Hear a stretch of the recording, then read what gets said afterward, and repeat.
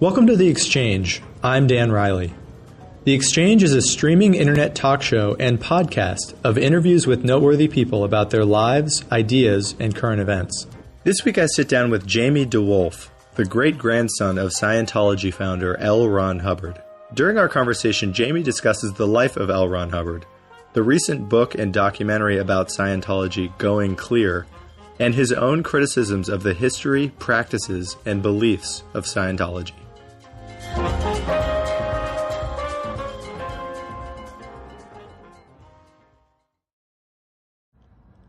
All right, Jamie DeWolf, welcome to The Exchange, and good to have you on the show. Thank you, sir. We would love to start by sort of learning where you grew up. We were talking a little bit before the show about your sort of religious upbringing. Where did you grow up? I grew up in Humboldt County, so I was born in Eureka, California, so up way north, Eureka, Arcata is where I grew up, and grew up in the shadow of Scientology, but did not grow up a Scientologist. Instead, grew up incredibly Baptist religion, and so my earliest memories was being at church and summer camps, and standing in a field waiting for Christ to come down for the rapture, and I think up until about the 6th grade, Jesus was my imaginary friend that I talked to all the time. I talked to Jesus constantly. And what does that mean when you talk to Jesus? How did that work? Well, there was always this strong sense I had that remember being taught to me is that that he was always there. He was always there. He was always watching. He was your best friend. He was your best pal. And that there's this strange divide, which is a very useful one for Christianity, that you have the big, mean, gruff dad who's the one who, if you piss off, and if you make him feel like you don't love him enough, then he's going to turn your whole ocean to blood, and you have to smear the blood of your firstborn on your doorstep so he leaves you alone, but I mean, if you get on his bad side, he will destroy every single person, stick and brick in your entire city and village, and then on the flip side, you have Jesus, which is come to me and holding the lambs and so forth, which is a really fantastic dynamic that, if you want to hate on homosexuals, you have the Old Testament God, and then if you want to beg for mercy for the latest, earthquake fundraiser or whatever, then you can invoke Christ. And so there's this really, really strange manic depressive divide, and I was definitely really scared of God, but really good pals with Jesus, and and is that strange thing of wish fulfillment that Christians do, that they I'd pray to Jesus before a soccer game and hope that I scored goals, and that I would beg Jesus to get me the latest Optimus Prime for Christmas, and that he was a very tangible friend that I had for many years. And so that that faded over time, certainly. So I know the link to Scientology is maternal. It's through your mom, and right. your mom's grandfather is L. Ron Hubbard. Right. So my great grandfather is L. Ron Hubbard, and then my grandfather is L. Ron Hubbard Jr. Right. And then his first child was my mom, and then I was her first child. So there's a lot of firsts. We were all sort of first in line, which had its own kind of strange. Trickle down of trauma and this strange legacy that was kind of being passed, and blame and the horror of it all in a way, because L. Ron Jr. I mean, a lot of people. I've always felt that my story and the story of my family is more importantly encapsulated in the relationship between the father and the son of L. Ron and L. Ron Jr. Oftentimes I correct people and they're like, "Oh, you're related to L. Ron Hubbard." I'm like, "I'm related to 2 L. Ron Hubbards," and because one of them, Junior, was a member of the church early on when his dad brought it into him in the very early days, kind of when Dianetics had sort of just started, and when he was getting his power and his money and kind of turned rich overnight, and did a lot of dirty work for the church. He claimed that he was a pretty hardcore enforcer for him, and beat people up and blackmailed them and dragged them back into the church, and handled a lot of threats, both physically and blackmail wise. And then he flip-flopped a lot by trying to cater to what his father wanted, and being horrified by what he saw by the church, destroying people, then backing out, and then trying to expose his father. And ultimately, at the end, he, paid a pretty serious price to try to expose his father at all costs. And in a way, I think that their story, in and of itself, is kind of a microcosm of Scientology itself, is that you had two L. Ron Hubbards, and one learned the truth about his father, tried to expose it, was basically destroyed for it, but had also been a believer and still wanted the love of his father, but his father was incredibly vindictive, and so that didn't really work out. And a lot of what Junior was saying in those early years, no one believed, because it was just so ludicrous. It just sounded so, insane. And some of them, even some of his claims were pretty far out. But I mean, some of them were pretty much dead on. About like black occultic sex magic rites and just shit that when you say in a normal interview, people are like, "Come on now," you know what I mean? But all that stuff has been substantiated. It's all been proven. And I think that was a lot of what Junior was trying to point out, is that not only is my father a liar, but what he's lying about and the actual roots of Scientology are far darker and stranger than just trying to make some bucks. You know what I mean? That there was one of the things that Junior would say often is that Scientology works exactly as it was intended.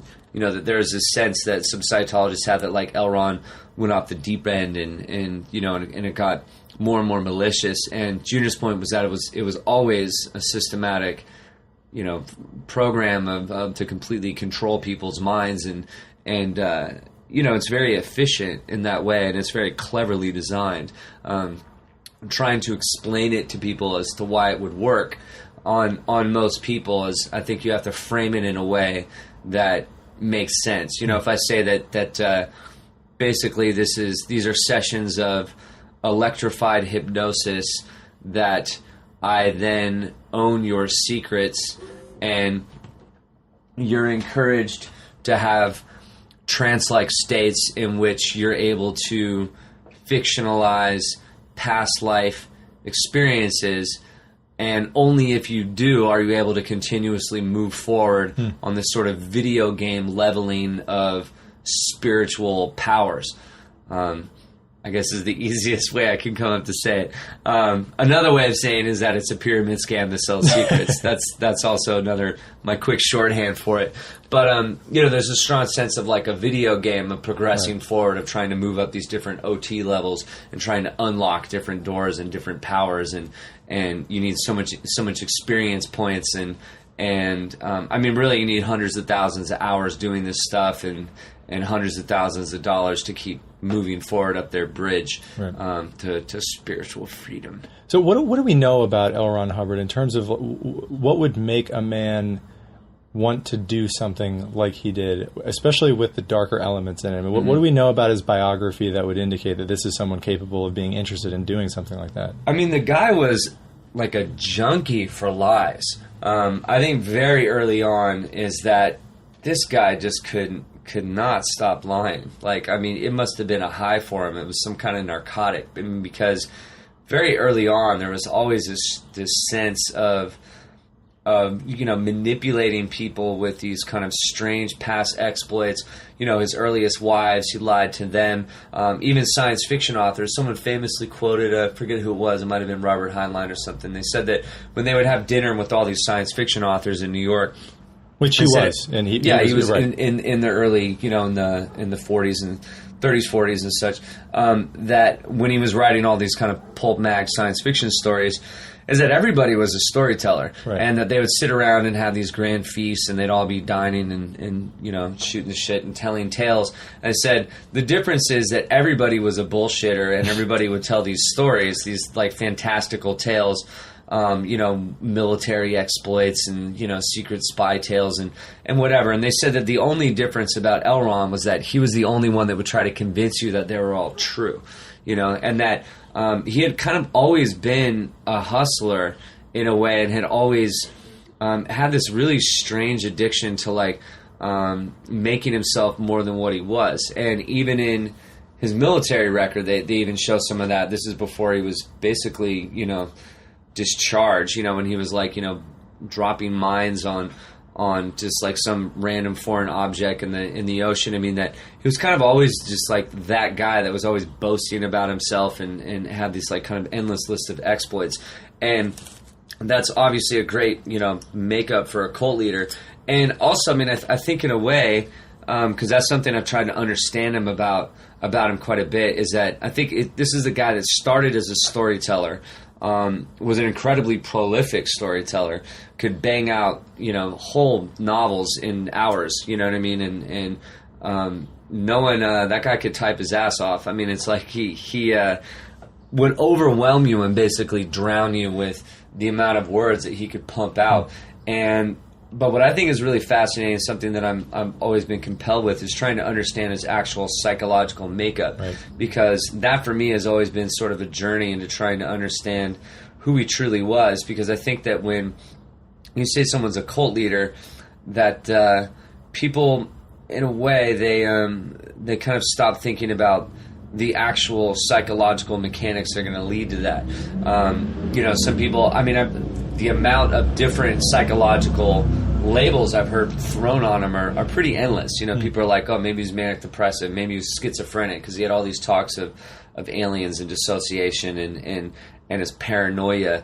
And the problem is that by the time that you've created a cult, that he's basically externalized all of his own, neurosis and psychosis and whatever it is, and that his own inherent paranoia has also become tangible, because there actually are governments that are actually investigating and pursuing you. I mean, the FBI was after him, and State Department, and the IRS. I mean, everybody's after him.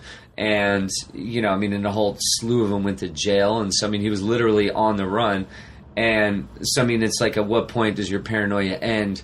And not to mention that I feel like that most people who are in that kind of position of power, that there's a certain amount of just kind of like sociopathic self-protection that I think is in play every day.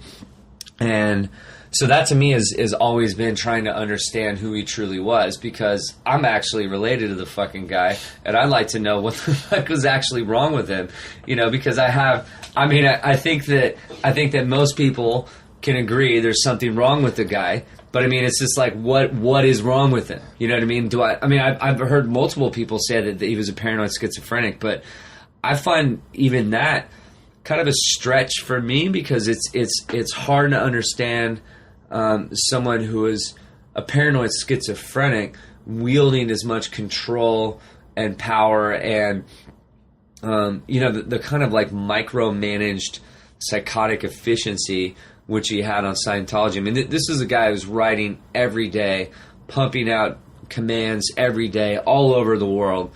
He's riding around in a ship, and he's sending, statements and missions and new, quote, theology, technology all the time, and he's just pumping it out over and over. I mean, this isn't a guy like John Smith who just found books once, in the woods, and then he's like, all right, now I'm going to need all your young adolescent girls to marry me now that I found these books.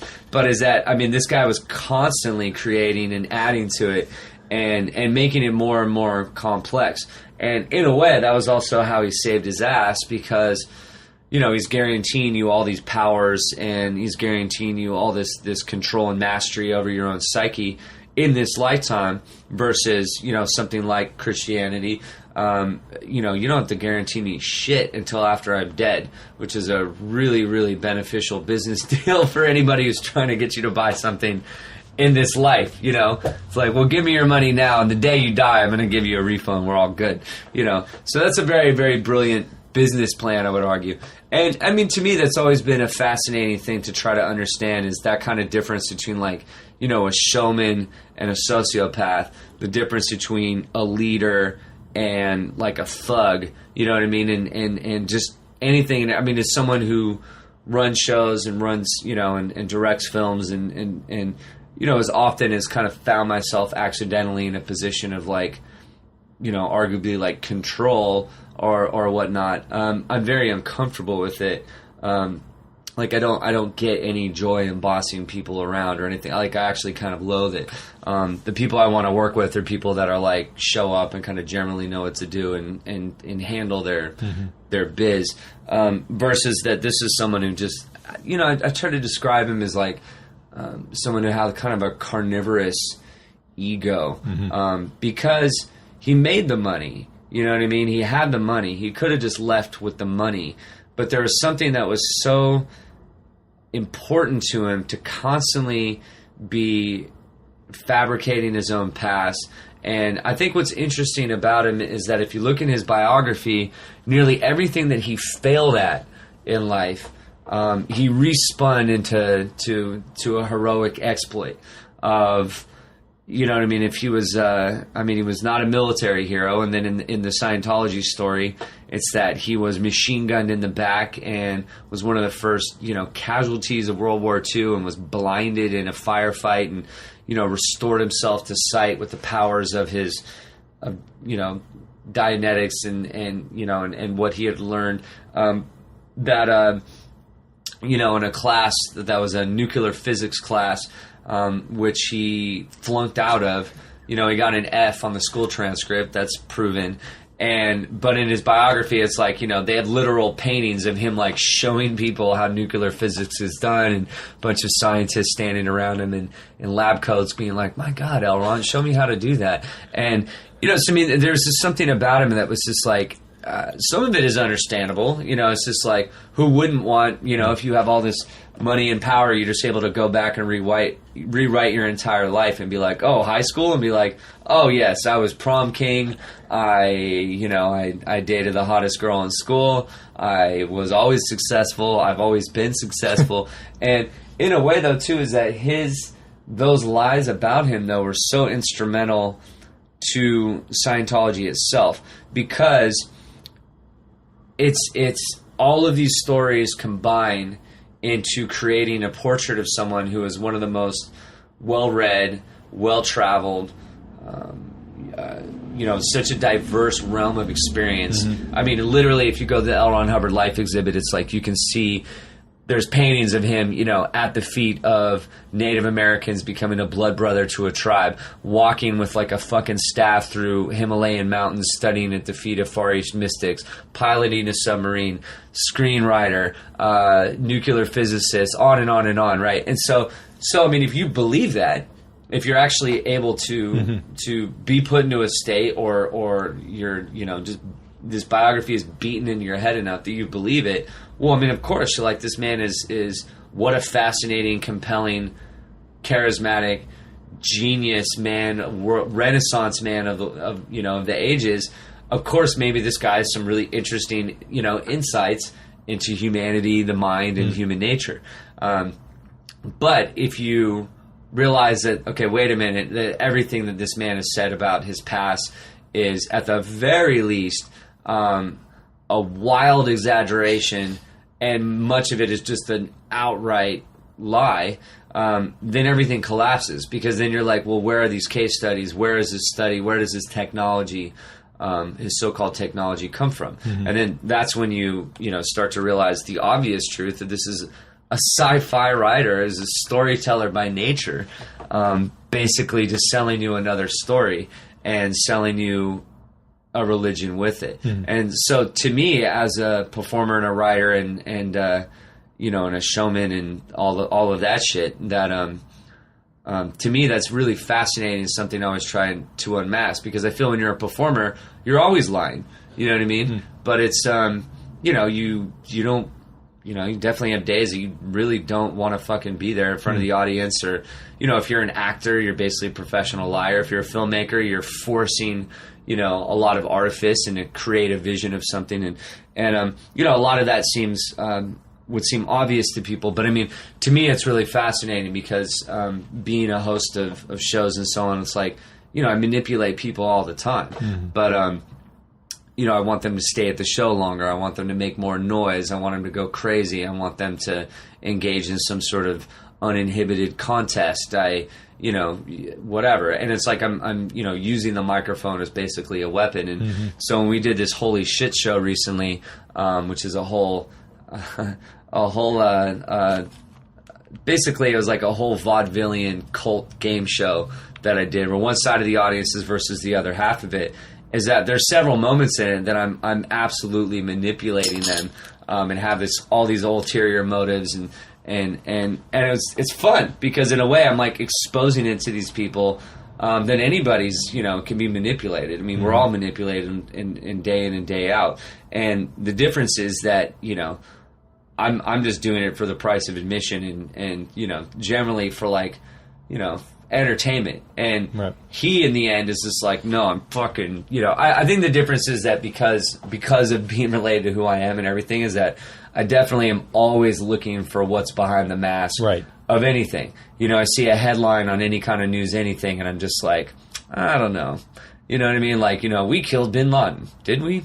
How do we know that? Yeah. I wasn't there. You know what I mean? Or like, this happened in this country. I'm like, I have a hard time believing in anything because belief is so dangerous, and there's always people to exploit it. And there's always people that are going to be like, hey, not only am I going to tell you what I think you should believe, but they're going to figure out a way to profit off of it. And that you see that with, American foreign policy. You see that with advertisers. You see that with, we're all controlled. Someone is always benefiting by controlling you. You know what I mean? In some way. And so I think that, me trying to understand those mechanics of control and understanding who he truly was past all of the fiction and the myths, to me is, it's probably going to be a life's journey in trying to figure that out. In looking at him, most cult leaders never attract a large following. Most cults either never get started or die very quickly. And the very select or few... a lot of them end when the founder dies, for sure. Exactly.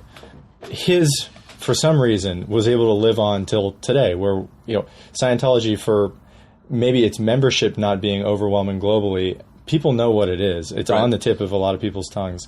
What was it about Scientology in its ethos, or maybe him as a leader, do you think, that was able to perpetuate it to modern times?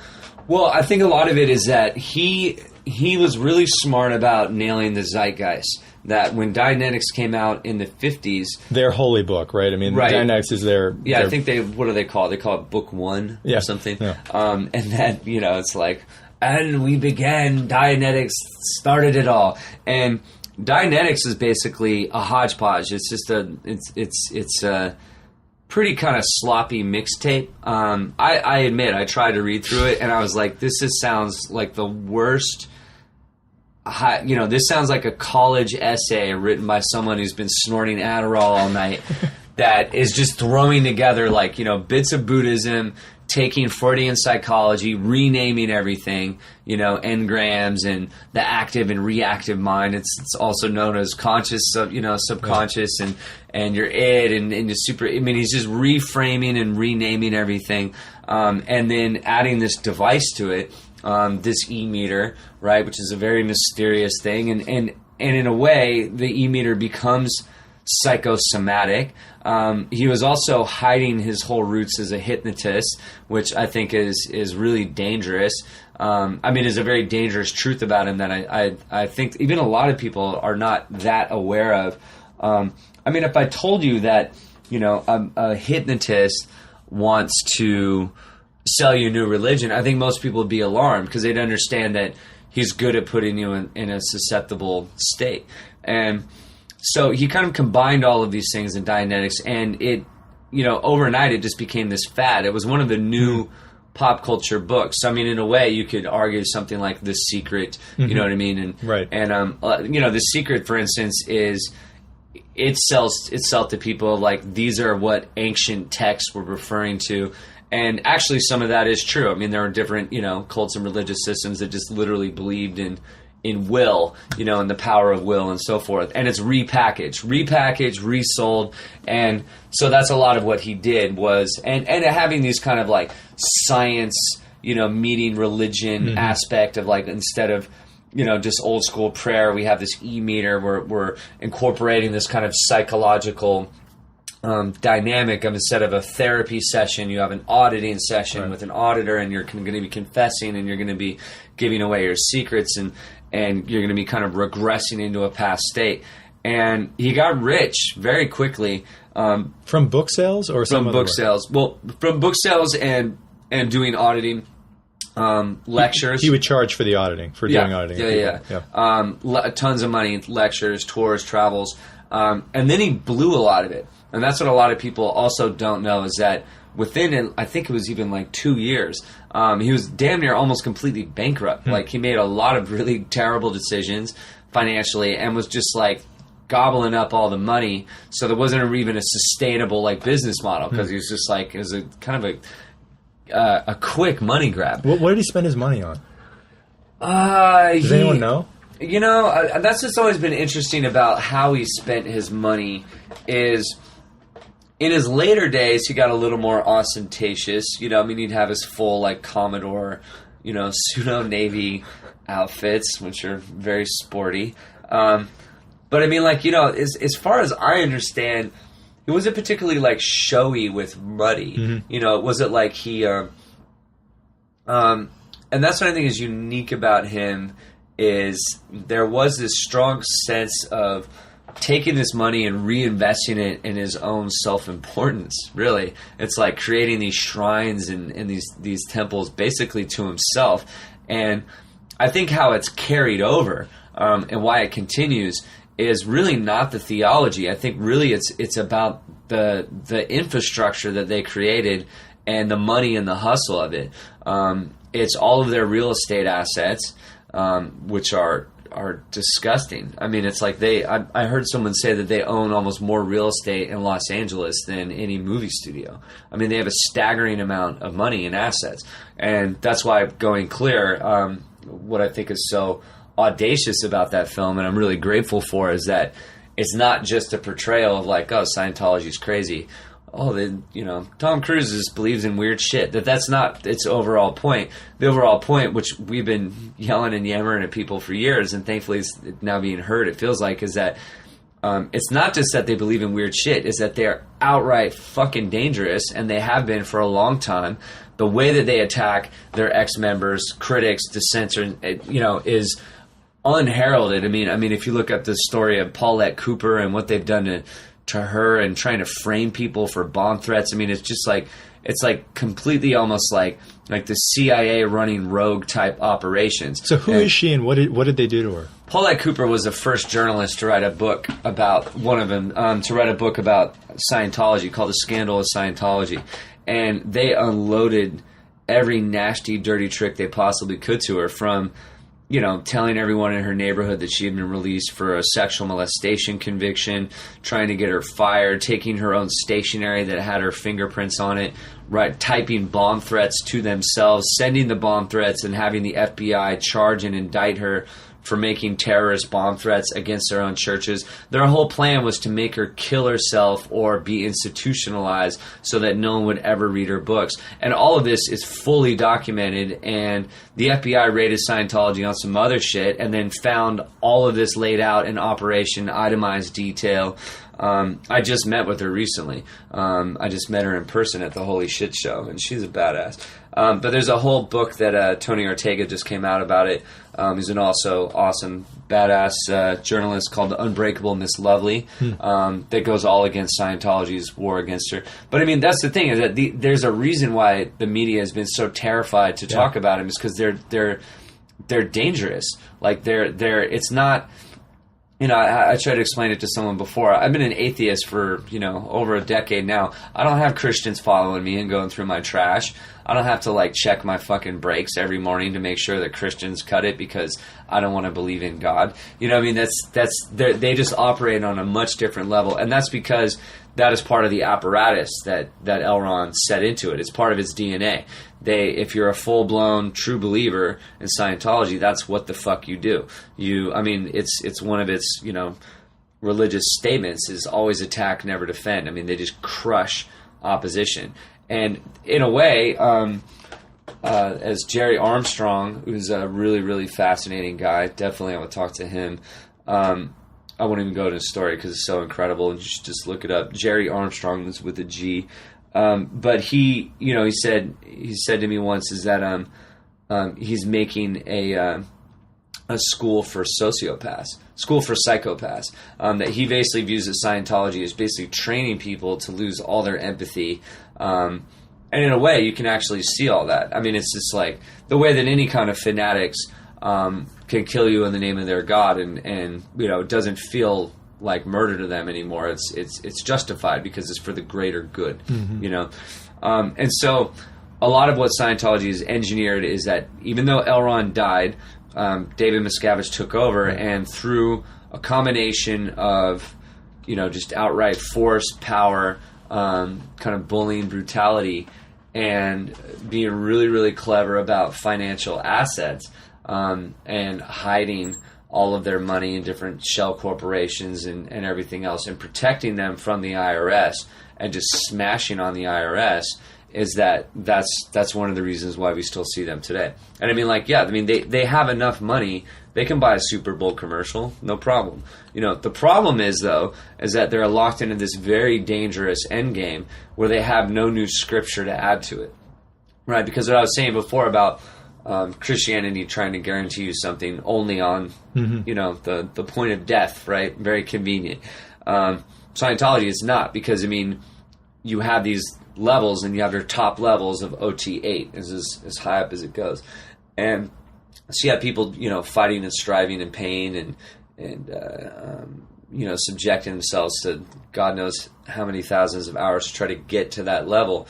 Well, there is no level past it. Right. And so basically at that point, you're supposed to damn near be, you know, almost superhuman, really. I mean, you're supposed to have, you know, telekinesis and control of space, time, and matter, and your body is just like a puppet, and you're like a godlike being inhabiting your flesh, and all of this. Well, I mean, it's obviously not fucking true. So, I mean, you know, the problem is, I mean, Tom Cruise is one of them, and yeah, he's rich, but I don't think it gives him extra powers, you know, and there's, you know, I met some ex-OT7s and OT8s, and, you know what I mean, they are painfully aware of the fact that it's all of a kind of a psychosomatic mirage, you know, as you continue forward and you try to feel better about yourself and so forth. And but the problem is that there's no new scripture. Right. So what David Miscavige is doing is he's completely recycling the old works, reissuing them, making people buy them again,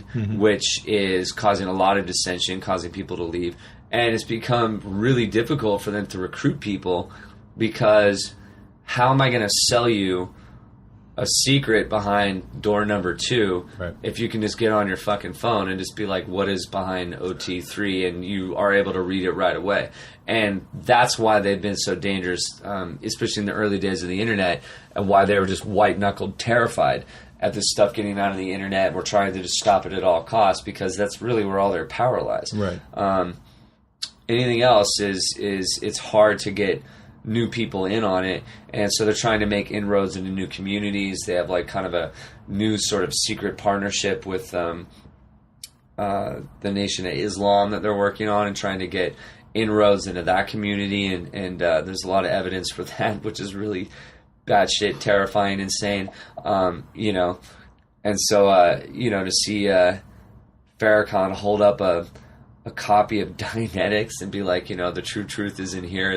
I mean, it's just terrifying. So what's interesting is that in this last 10 years, in my own lifetime, I'm seeing this radical shift of, you know, what does their next 100 years look like? Right. Are they going to have 100 years? Because, and I think a lot of people have been in Scientology, a lot of people have gotten out of it. We're all wondering, you know, what's next? Because what are you going to do with all that money? You know what I mean? And what do you do with that money and the real estate, and what happens if David Miscavige dies? Right. You know, I don't know. I don't believe that anybody is aware of any kind of, you know, even inkling of a succession plan. A lot of his upper level echelon people have been driven out already. So I mean, he has no real successor. So I mean, it's like, you know, this is the kind of crazy shit that you watch in your lifetime, is like what happens. Mm-hmm. You know, do they become more dangerous because they're up against the ropes? So they just kind of, you know, try to hang back a little bit, and a lot of it, you see them, what they change is that they continue to pump money into these different public faces, like Narcanon, you know, stuff that on paper seems noble and fantastic. Of, you know, I'm trying to prevent people from being on drugs. I'm trying to, you know what I mean, give to different kinds of charities, and, you know what I mean, it's stuff like that that makes you a player. And that is the ugly truth of also, you know, American religious belief, is that if you have enough money, then you have power, and if you have enough power, then people are going to be, you know, scared to say much against you. And you know what happens in 100 years, you know what I mean? And I think these things get forgotten. I mean, like, you know, Jim Jones and the People's Church out here in the People's Temple out here in San Francisco had enormous political power and clout because they had so many believers, you know what I mean? So they could truck them in on buses and have them vote, you know, and that mattered. I mean, you have, like, you know, ex-mayor Willie Brown, like, introducing him and calling Jim Jones a good friend, and, you know what I mean, and shit like that. I mean, because it gets into politics as usual, and you see that happening in LA, certainly. Like, the amount of people who don't want to be upfront or be honest about or really say anything bad against Scientology is because they have money and power, and that's it.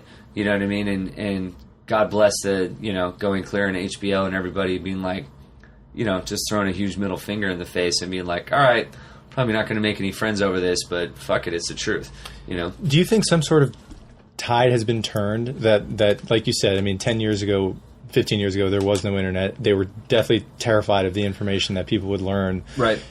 Is the cat out of the bag, do you think? And do you think the public perception of Scientology is coming around to being aware of what the truth really is, or do you think there's still a long way to go? I think the tide has definitely turned in terms of public sentiment, in terms of people being more educated. The fact that, you know, Going Clear is one of the most watched documentaries of, you know, of HBO's history, is incredible, is amazing. It shows that people are, you know, not only curious, is that once they find out about it, I mean, their jaws drop, because this is the kind of shit I've been growing up with and have known for a long time. And, you know, when that movie came out, the amount of people that all of a sudden hit me up and they were like, I had no idea. And I was like, that's what I've been fucking telling you. You know, all these people are like, Jamie, you should just go out and, you know, do a documentary on Scientology. And I'm like, simmer down there. Like, you have no idea how dangerous that is as an idea. It's like, they're no fucking joke, you know? Do you fear for your safety? All the time.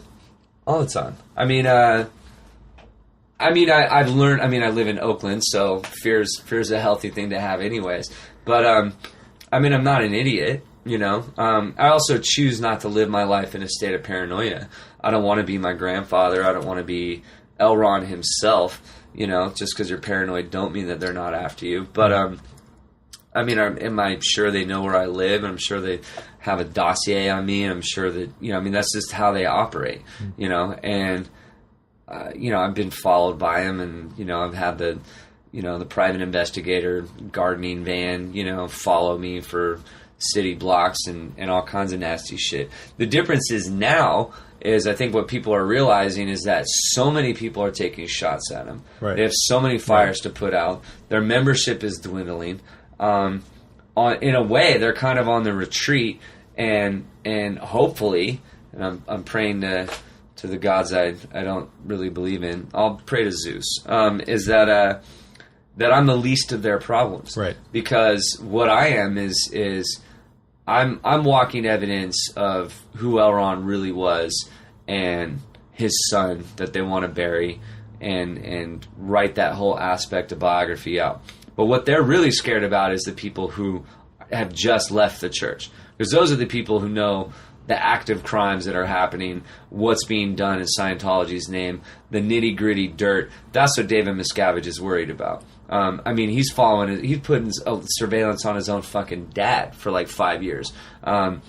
He had people literally rent and move into the house across from Marty Rathburn for years. You know what I mean? Like, we're talking... Who is Marty Rathburn? Marty Rathburn is the number 2 guy in Scientology who left. I mean, they are absolutely active and aggressive, and I hear reports on that all the time.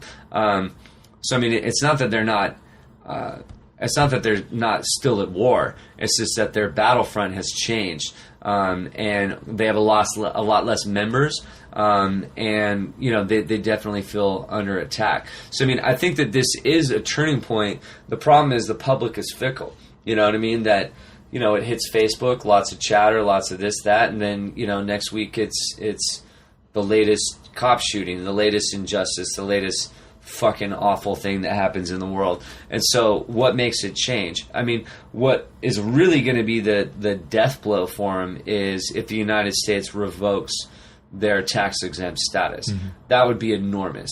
That'd be enormous. Is that going to stop Scientology? Not necessarily. I mean, they still have all that money. I'm sure a ton of it is on offshores and right. God knows where the fuck else.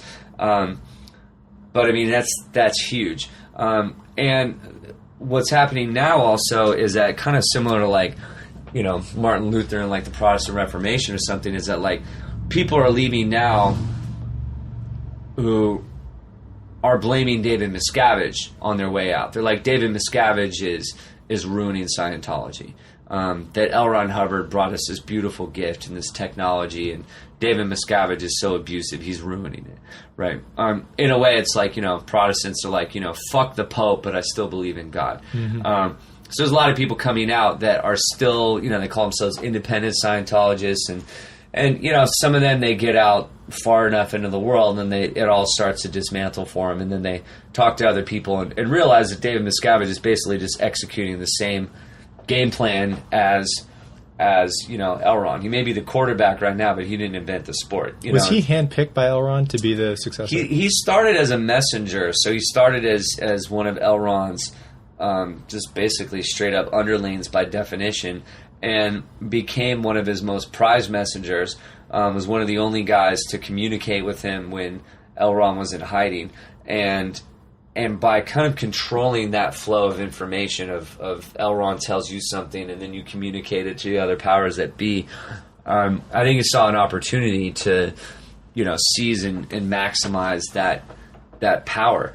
And I think what that has, I think in a way, is that he was just trained by, his father figure, arguably, and that. He just continuously is executing the vision and, the biography and the myths that L. Ron wanted to propagate. And he's just still committing to believing in that. And in a way, I mean, L. Ron Hubbard has always been the biggest problem of Scientology. His biography is a problem. These things have been easily disproven. His military, his medical records, his school transcripts, these stuff have been found. A lot of them were even found by Jerry Armstrong. And so, L. Ron has always been a problem, because it's like some independent Scientologists argue that, like, well, the technology is good, as well. They'll say, or in Scientology speak, I've had so many wins, from this tech, But the problem is, the guy lied about everything. So, like, why, if Einstein was a pathological liar, I don't know if I'd want to build a missile off his blueprints. Right. You know what I mean? So this is kind of how that works. Do you think we should, and do you think we will see the day when David Miscavige and other leaders of Scientology are arrested and prosecuted for things they've done? I would like to think that. I think it's profoundly unlikely. I think that... You think it should happen? I think they're guilty of all kinds of shit. You know what I mean? I think that... Crimes. Legally offensive. Yeah. God, at the very least, it's like, I'm sure many of them are at the very least guilty of assault. You know what I mean? But that's nothing. It's just like... It's also... That's the thing, is that they're very clever. Many people who join the Sea Org have to sign non-disclosure agreements that are incredibly binding when they join. Mm-hmm. So when they try to leave, there's like a lot of, paperwork and buyouts. These are basic members. Yes. They're very, very clever in engineering, what you can and can't say when you come out, legally protecting themselves, making sure that, I mean, you know, they run the shit like the mob would. You know what I mean? It's like any kind of dirt that goes down. I think that a lot of the stuff that's come out lately, that I think that stuff that you see in Going Clear, like Marty Rathburn and Mike Rinder, who were arguably the 2 and 3 guys in Scientology who left, and they left at the hands of a lot of abuse, they claim, to David Miscavige. And that, you know, a lot of these things are like, these are things that, like, David Miscavige was, you know, personally there, like physically, and like laid hands on them. And that's the thing, is I think that, you know, there's a certain amount of abuse that anybody is going to accept in the name of your belief, right? I mean, fuck, you see that with people self-crucify themselves, you know what I mean, to give honor to God. I mean, there's a lot of suffering people will put up with if they feel it's for their salvation or if it's for the greater good. But I think there's also just some shit, is that part of it is that they started to see, you know, when L. Ron was living and would flip out and scream at people and have them thrown overboard, and you know, I mean, stuff that people started to see the really ugly side of it, that, you know, basically when power just completely corrupts, you know, the leader, where they're not able to pull off the rock star cult swagger thing anymore. Right. You know what I mean? Jim Jones had a pretty firm control over most of his believers, and in the end, you know, in Jonestown, it got really sloppy. You know, he was on a bunch of drugs, and he'd be slurring his radio addresses, and it's moments like that, like, you know, you start to drop the mask. You know what I mean? And then that's when their doubts become more real. You know, because the last thing you want to do is show that you're mortal. You know, the last thing you want to do is show that you're, you know, have a temper and will slap someone in the face, and, you know what I mean, like, shit like that. So I mean that's the kind of stuff that was writing people out. And I mean, also this just really cannibalistic quality that they have of you know, making Sea Org members you know, snitch on each other. You know, they're always digging for dirt and for your own paranoia, and to look to see if you've ever said an unkind word about David Miscavige. Do you have ulterior motives? I mean, they're always digging, you know, to get something out. So, you know, I would say I would hope so, but I don't think it's likely. I mean, the problem is that, yeah, I've kind of a cynical belief about it, in a way, because people forget that Elron got away with all of it, you know. And I say that often because I want that to be reinforced in people's minds. It's like I don't think that he necessarily died happy, but I mean, he died rich. His wife went to fucking jail. He never went to jail. He never even went to fucking court. You know what I mean? Like, he got away with all of it. And I think that they're basically insulated in the same way, and they have an army of lawyers. That, I mean, anything that you're going to try to drag any of those guys in court, they're going to fight you tooth and nail and just, you know, delay it. And I mean, they have lawyers that are just like, they don't even give a fuck if they win or lose. I mean, they're just, you know, they're just paid on retainer, and they're just in court all the time. Who fucking cares? They don't care. You know what I mean? Yeah. They're like, whatever, let's just keep suing these people. I mean, because that's also part of the theology. You know, Elron's, his whole abuse of, like, the legal system is, like, staggering. You know, I mean, that's how they made the IRS succumb. It's just sue the shit out of the IRS individually, like individual employees of the IRS. Like, no one's used to that. No one's used to, like, and I mean, that's how it's set up, is like, you know, just sue the shit out of anybody, because it doesn't even matter whether you win or lose, because you're just draining them. You're like bleeding them dry. And that's you know, from Elron's own orders, is that's how you're supposed to do things. The last question I want to ask you is, for someone who does listen to this, or someone who's in the Sea Org or within Scientology and realizes it's a lie and they want to get out, but they're scared for their safety. Right. What would you recommend for them to do? What could they do to help themselves and restart their life? Well, I think a lot of it is to have a smart way out. To contact people that you know are absolutely 100% on the up and up. I mean, they could contact me if they're like, look, I'm trying to get out, and I would know some people that they could talk to, or at least know someone who would know someone that they could talk to. Because the problem is, there's a whole lot of spy games that happen in the Scientology world. There's like double agents, there's people who get hush money, there's people who are are getting paid to rat out other people. I mean, it's a really it can be kind of a murky world, and I think that that's what's really terrifying for a lot of people trying to get out, is how many people's motives are suspect. But there's a lot of people who are fully, absolutely 110,000% out, and will help people in any way, shape, that they can. And so I think a lot of it is not being afraid of your secrets being used by Scientology. It's one of the first weapons they're going to try to use. Understanding that you're going to have to pay a kind of spiritual tax for it, that there's going to be a huge sense of cauterizing a wound, of like losing a limb, because Scientology is so brutal in holding people's families hostage, your secrets hostage, a sense of your own identity. But there's a lot of people who've left and have completely created new and amazing lives.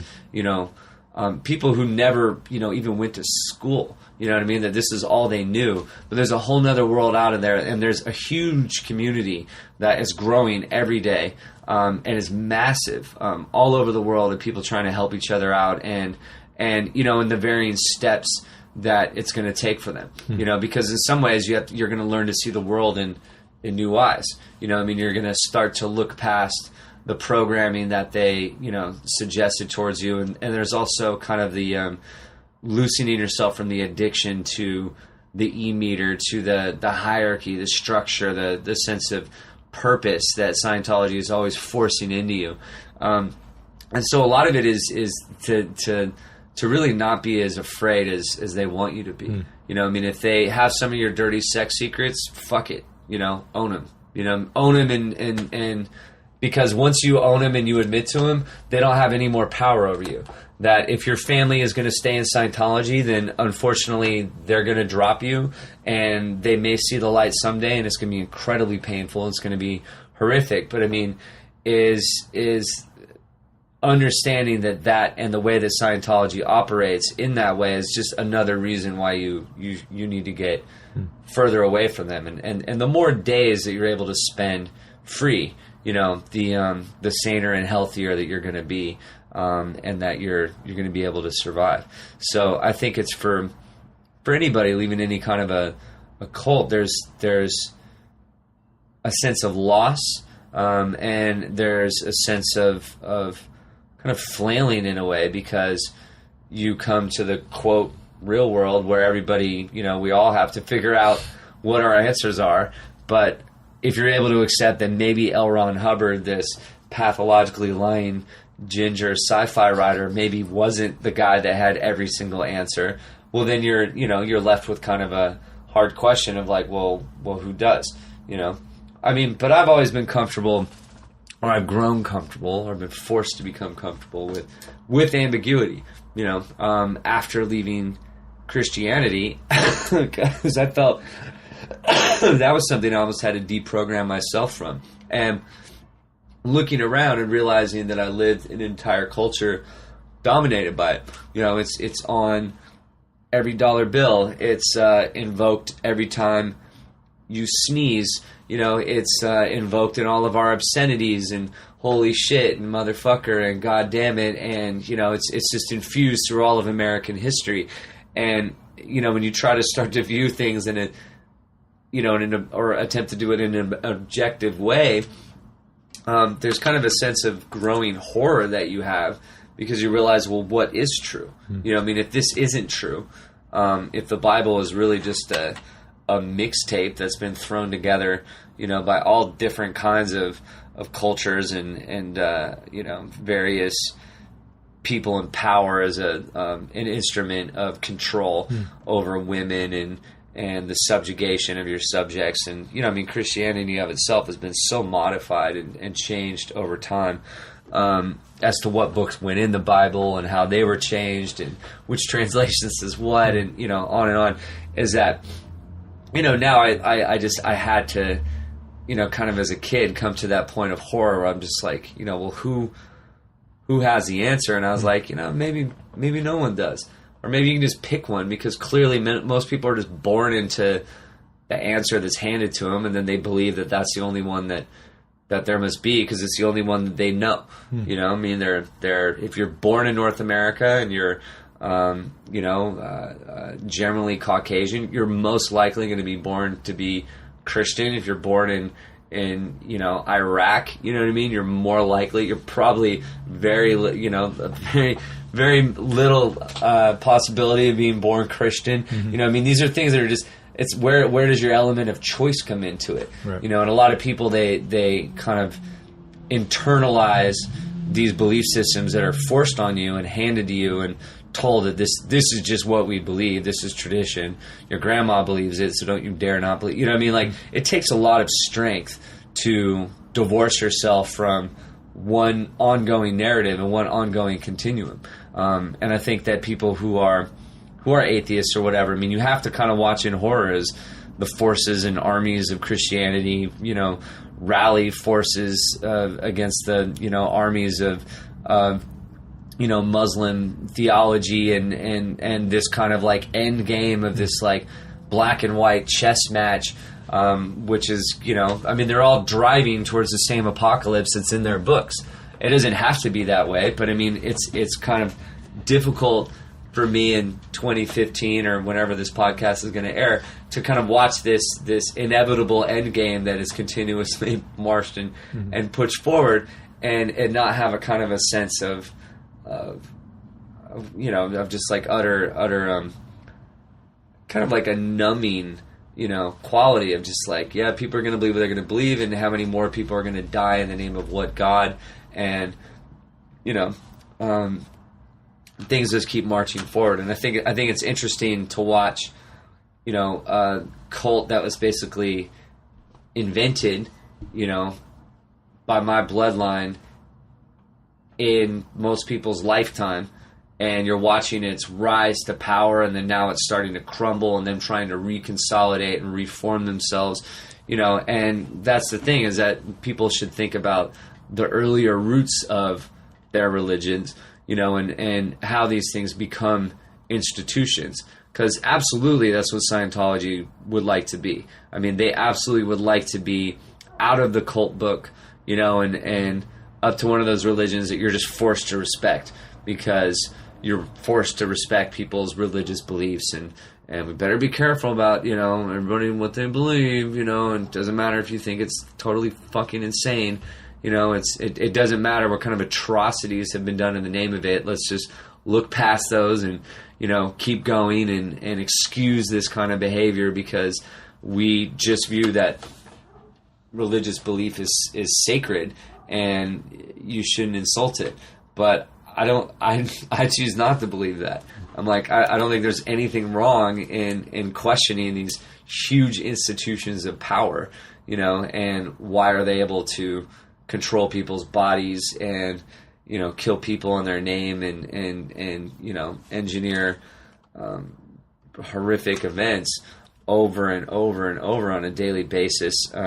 And we're supposed to just like, well, you know, everyone's going to have their belief, and the, you know, and I feel like more and more that the root of that is people are scared to take on things because of fear, because that the zealots are going to attack you, they're going to destroy you, they're going to smear you, they're going to, you know, so it's just like less and less are we allowed to have any kind of a real discussion, you know.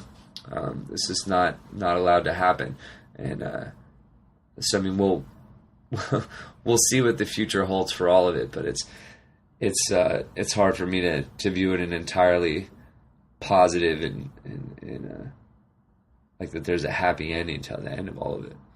Well, hopefully your comments will add to the discussion in some way. Hopefully. I mean, I hope that someone asked me, they were like, you know, well, what do you believe in religion-wise? I'm like, well, my great-grandfather invented a religion, and then I grew up in the most powerful religion in the United States of America. And now I'm pretty content and almost relieved to not have to believe in anything, you know. And one thing I always point out is, like, you know, the fucking Greek gods, man, they were great. They were fantastic. And the day that we are able to view other religions with the same sense of, respect, but absurdity, the healthier we are. I mean, the fact that there's that missing point of logic, that logical bridge that can go from understanding that people used to believe in Zeus and Poseidon, and I mean, they would fucking sacrifice people to them. They would burn people. They'd cut them up. They did all kinds of horrible shit to them. Whole wars were fought for the people, pray for them, before battle, going over oceans and so forth. But now, I mean, we view them as like kind of adorable, moralistic fairy tales, and Zeus is kind of a man whore and, had a bad temper. But it's like the logic stops, when people also stop making the bridge of like, well, there's clearly a lot of Zeus in the Old Testament God. There's a reason why Satan is a goat, much like Dionysus. It's like all of the logic stops, and then people are like, whoa, hey, wait a minute. No, that's real. That's religion, and that should be respected. But you can have my kid read, the Greek myths. That's fine. You know what I mean? But if you have my kid read the Quran, like, we're gonna have some fucking problems. Right. You know what I mean? And so it's that turnoff, that like mental tourniquet is really frustrating. As someone, because I'm pretty content to just not. I'm like, on my deathbed, I'm sure I'm gonna want some more days and think about the things I want to achieve and all of that. But I mean, I'm not gonna be too worried about the afterlife. I spent so much of my early life obsessed with hell and damnation and sin and the Antichrist and Armageddon, and then growing older and sort of unmasking my own family, who's has brought new terms to the world like suppressive person, SP, disconnection, rehabilitation project force, just like hell on earth for a lot of its members. It's hard not to see how belief itself has been used as a weapon more than anything else. Well, Jamie, thank you so much for coming on the show. I really appreciate it. Thank you.